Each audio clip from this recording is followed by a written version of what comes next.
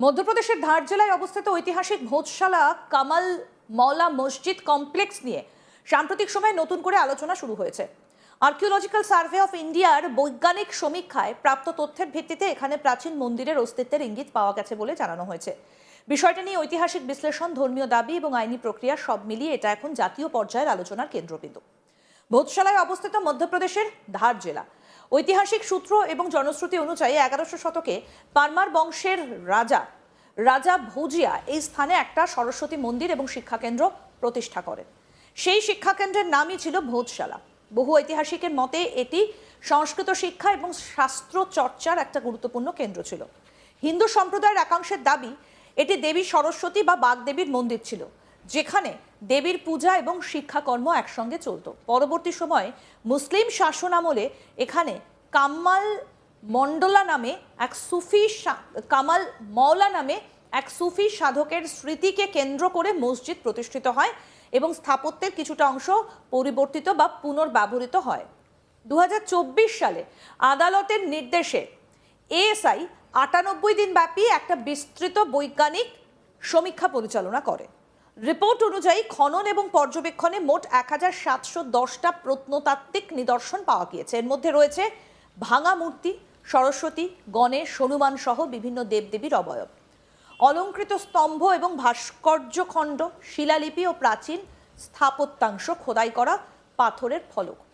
ASI এর প্রাথমিক বিশ্লেষণে বলা হয়েছে, বর্তমান কাঠামোর কিছুটা অংশ নির্মাণে পূর্ববর্তী স্থাপনার উপাদান পুনর্ব্যবহার করা হয়েছে। স্তম্ভ এবং ভিত্তির নকশায় প্রাচীন মন্দির স্থাপত্যের বৈশিষ্ট্য লক্ষ্য করা গেছে বলেও রিপোর্টে উল্লেখ করা হয়েছে। এই বিষয়ে আইনজীবী শিরিশ দুবে কি বলেছেন, আসুন শোনাই। उच्च न्यायालय खंडपीठ इंदौर के डिवीजन बेंच के समक्ष भोजशाला का मामला सुनवाई के लिए निर्धारित था, जिसमें महाधिवक्ता जी ने सुप्रीम कोर्ट का जो ऑर्डर हुआ उसे न्यायालय को संज्ञान में लाते हुए विषय बताया, जिसमें न्यायालय द्वारा कुछ प्रश्न पूछे गए कि सुप्रीम कोर्ट ने ऑर्डर करा है कि सभी रिपोर्ट को अनसील करते हुए सभी पक्षों को रिपोर्ट दी जाए, पर उच्च न्यायालय खंडपीठ इंदौर के डिवीजन बेंच ने 4/7/2024 को एक आदेश पारित करा था, जिसमें रिपोर्ट सभी पक्ष को दी जाए ऐसा वर्णित है। उसी तारतम्य में न्यायालय ने प्रश्न किया कि 2 साल लगभग हो चुके हैं, किसी पक्ष की ओर से कोई सुझाव या आपत्ति नहीं आई है।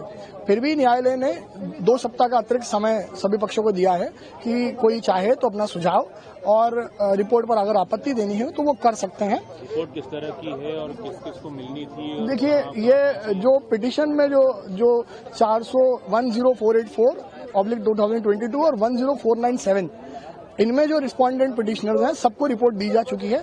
चूंकि इस मामले में अभी इंटरवीन एप्लीकेशन भी और करीब 5 पिटिशन टोटल क्लब चल रही है, तो उसमें जो पिटिशनर रिस्पोंडेंट है उनको पिटिशन नहीं मिली है। उन्होंने न्यायालय से मांग करी है, चूंकि उनकी इंटरवीन की एप्लीकेशन अभी अलाउ नहीं है। ऐसी स्थिति में कि 2 सप्ताह के बीच किसी को पक्ष को आपत्ति है, सुझाव है तो वो दे सकते हैं। उसके बाद 16 मार्च को अगली तारीख निर्धारित है जिसमें सुनवाई की जाएगी। रिपोर्ट मांगी है और उनका क्या भूमिका है? जी, 2013 की एक पिटिशन पेंडिंग है और 6513 नंबर है जिसमें मुस्लिम पक्ष की लगाई हुई पिटीशन भी एक, उसमें ऐसी कई पिटीशन टोटल 4-5 पिटीशन चल रही है, उनकी पिटीशन में गई हुई है, अभी मांगी है। कहा है कि इनको रिपोर्ट दी जाए। अभी उनकी एप्लीकेशन पेंडिंग है, वो एप्लीकेशन डिसाइड हो जाए, वो चाहे तो सुझाव, आपत्ति और अपनी इंटरवीन एप्लीकेशन पेश करके सभी पक्षों को इंटरवीन एप्लीकेशन दे सकते हैं, ऐसा आदेश करा है। न्यायालय ने किसी बात को नाराजगी? नहीं, कोई नाराजगी नहीं। विषय वस्तु पर चर्चा करते हुए कि किस रिपोर्ट के ऊपर जो सुप्रीम कोर्ट ने ऑर्डर दिया कि आप आपत्ति कॉल करिए और सुझाव कॉल करिए, वो रिपोर्ट 2 साल पहले पक्षों को दी जा चुकी है। ऐसी स्थिति में वो विषय जरूर न्यायालय ने पूछा था। नहीं समझा, मैं फिर से बता दूं। देखिए, न्यायालय ने, सुप्रीम कोर्ट ने ऑर्डर करा है कि सभी पक्षों को रिपोर्ट दी जाए और 2 सप्ताह में आपत्ति ली जाए। इसी न्यायालय ने 4/7/2024 को एक आदेश करा था कि सभी पक्षों को रिपोर्ट दी जाए। कुछ पक्षों को मिल चुकी है, इंटरवीन को नहीं मिली है, तो न्यायालय ने बोला कि सुप्रीम कोर्ट में यह विषय क्यों नहीं गया। तो हमारी ओर से, सभी पार्टीज की ओर से बताया गया कि सुप्रीम कोर्ट में जो अधिवक्ता उपस्थित हुए थे उन्होंने इसका वहां पे बता नहीं पाए थे, तो न्यायालय ने उस चीज को भी कंसीडर करते हुए कि 2 साल लगभग पिटीशन को हो चुके हैं, फिर और 2 सप्ताह का समय दिया रहा है कि कोई सुझाव या आपत्ति देना चाहे तो वो दे सकते हैं। अब 16 मार्च को अगली हियरिंग है। এবার আপনাদের শোনাই মসজিদ কমিটির আইনজীবী নামাজি আশাহার ওয়ারসি কি বলছেন, শুনবো।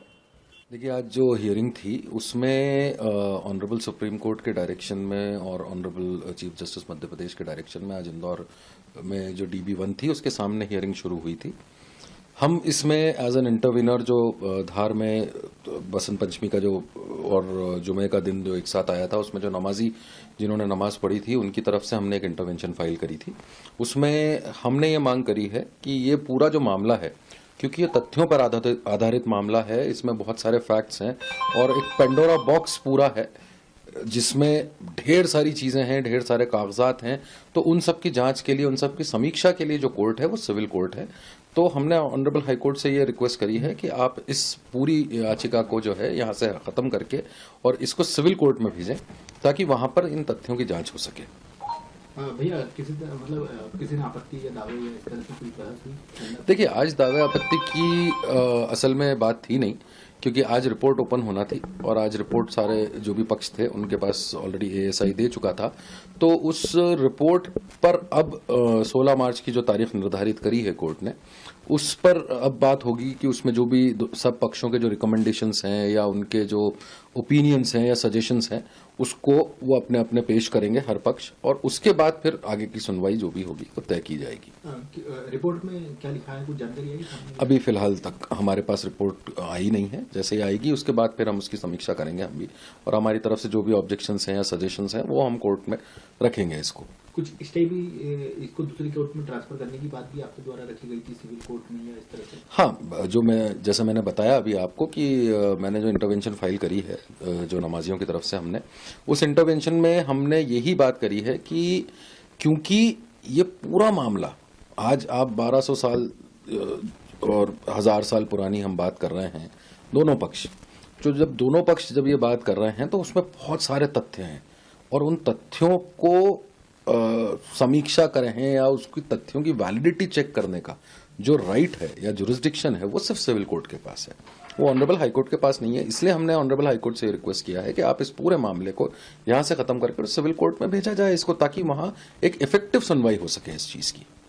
इसके अलावा कोर्ट के अंदर आप सभी लोग उपस्थित हुए थे, आपस में किसी तरह की कोई टिकट पड़ी या इस तरह से कुछ कोर्ट के समक्ष? नहीं, कोई देखिए, हम सब कोर्ट का सम्मान भी रखना जानते हैं और सब अपने अपनी जगहों पे, जो वकील वहां पे उपस्थित थे वो सब अपनी जगहों पे प्रोफेशनल हैं। तो हम वहां कानून का काम करने जाते हैं, मतलब टीका टिप्पणी का कोई सवाल, किसी तरह का कोई तर्क रखा हो किसी पक्ष? देखिए, तर्क तो आज सवाल पैदा ही नहीं होता, क्योंकि आज मसला ये था कि आज वो रिपोर्ट ओपन होनी थी एएसआई की।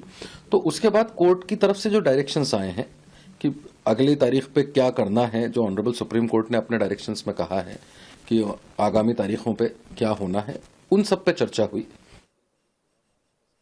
আরো আপডেট পেতে দেখতে থাকুন আজ তাক বাংলা, সাবস্ক্রাইব করুন, নোটিফিকেশন পেতে বেল বাটন অপশন প্রেস করুন।